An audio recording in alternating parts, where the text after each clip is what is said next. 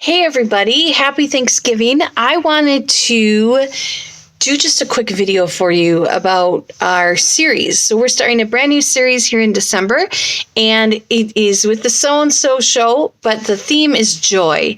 And we're going to take joy a little different, right? We're going to talk about how joy stands for Jesus, others, and then ourselves. So Jesus is the most important, and then it's about serving others, and then we think about ourselves. So it's just a helpful way to remember joy. So for this first lesson, we are really looking at the Christmas story, but we start in Isaiah. And we talk about how Isaiah made these promises of God over 700 years before Jesus was even born. That's incredible. And God kept his promises, and he's faithful to his promises.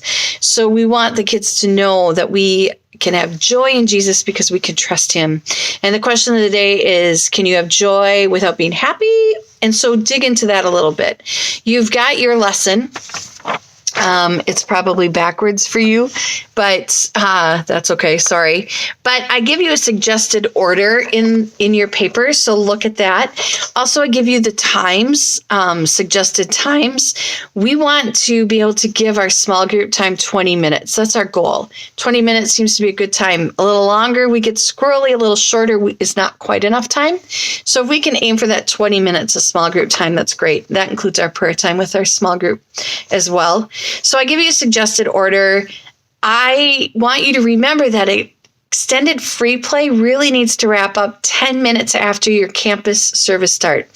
So in Bram, you're a 9:30 campus start. That means by 9:40, you're into your lesson.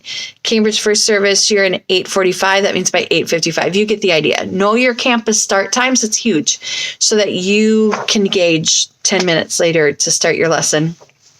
And I give you everything you need. You can always look at this, make notes. I know some of you make notes on here, and that's fabulous. I want you to use your own words. I write how I think. So I want you to be you and teach how you teach. So that is big.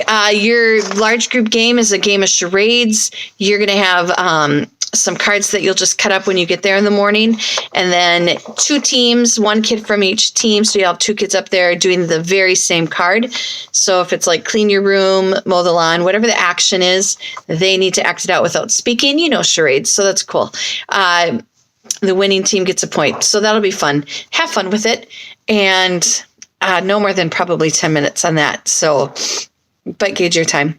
If you start earlier, like if you don't extend your free play, then you have more time for the game. That is the idea. Our Bible verse, we are doing the same verse for all of December, and it's a big verse, but the kids can do it. And actions help us with the verse. And our verse is, may the God, right? So point up. I mean, right here. May the God of hope. We are excited. It's Christmas. So may the God of hope fill you, like we are filled, fill you with all joy. I just go up for that, with all joy and peace, right?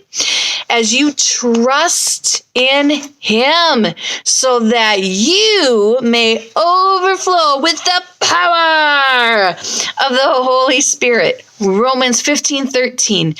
So actions are huge. Practice that. So may the God of hope fill you with all joy and peace, so that you may overflow with hope, right? We're excited again, by the power of the Holy Spirit. Romans 15:13. Actions help in that Bible verse.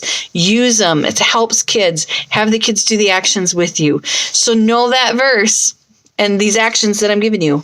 All right. It's going to be so good. In your small group time, I'm going to call for my daughter.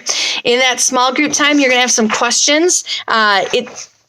You want the kids to answer, is it a big promise or a little promise? So you aren't going to answer if things were done or not. You're just going to say, read the thing and ask the kids, is that a big promise or a little promise? But at the end of it, we're going to find out, what if you break a little promise? Is that okay? No, it's not. If you break a big promise, is that worse? Well, no, breaking a promise is breaking a promise. The goal is that kids will know God never breaks his promises, and that means we want to be careful with what we promise too. So it's going to be a great morning. If you do have questions, you can always email me. I get my email on my phone or I check it all the time. So email me if you have questions. I'm so grateful for you. Thanks for investing in these kids and families. It's huge. You rock. All right.